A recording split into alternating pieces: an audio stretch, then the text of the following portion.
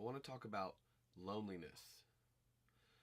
You know, loneliness is not just about being alone, it's about feeling like you are alone.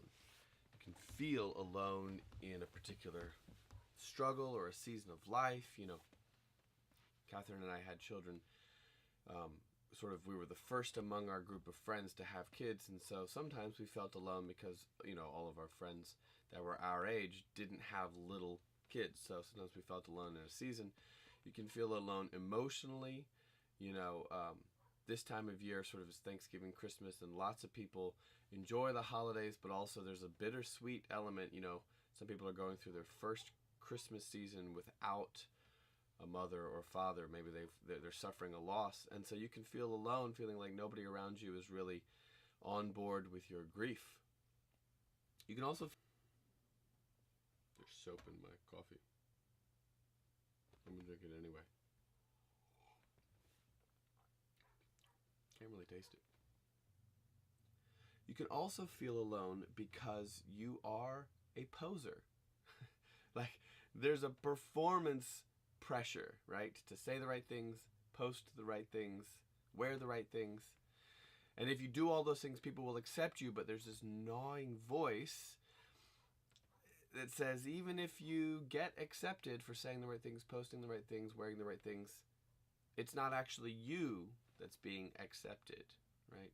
So we're always performing for the people around us, and even if they approve, we understand they don't really know us. They're not really approving of us, and we could feel desperately disconnected and lonely because of that.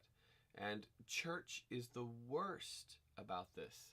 You know, the teaching of Christianity centers on Jesus, and Jesus came and said, I am the way to the Father. No one can get to the Father except through me. And yet, instead of trusting Jesus to be our perfect way of living and following him and enjoying him, we so often have turned church culture into performance also. And so people come to church and they think, well, I better not say those things, I better not do those things, I better, you know.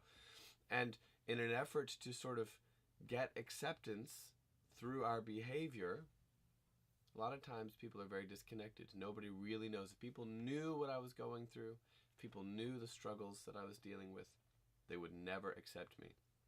And unfortunately, that might be true, because people are jerks.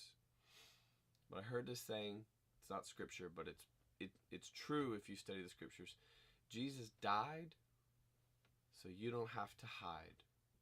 Like, the very worst things about you that are true and that people would see them and reject you for them, Jesus saw them, and while we were still his enemies, Jesus came and died. And he didn't just sort of stay reserved, you know, in heaven and point fingers and say, do this better, you know. God himself came to help us come to him. So anyone who trusts Jesus, who says, Jesus, I need you, anyone who believes Jesus when Jesus says, come to me, all you who are weary, anyone who believes in Jesus will be saved. And at that point, if God accepts you, who's going to reject you? Some jerk, right? Some jerk will reject you. But Jesus died so you don't have to hide.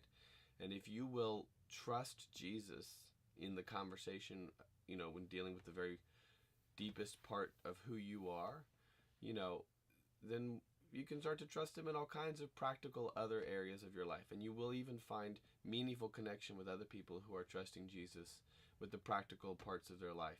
And you'll build the most genuine types of friendships. And not only will you not be lonely, you know, not only will you be connected to people sort of in this life, but you build a connection with people throughout all of history and all of eternity. You become rooted and grounded in something that's been going on for thousands of years and will continue on forever.